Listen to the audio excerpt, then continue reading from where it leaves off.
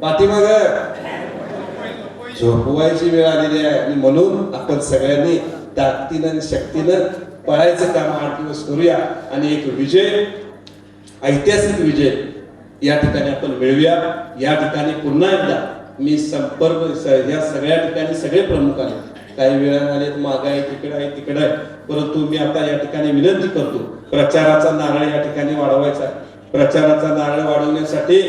आलेल्या प्रत्येक गावातून मतदारसंघातल्या आमच्या गारगुडी पासून या ठिकाणी आदमापूर पर्यंत वनकुती पासून धाकट्या मडिल्यापर्यंत गंगापूर पासून या गावातील सर्वच प्रमुख मंडळींनी खानापूर आणि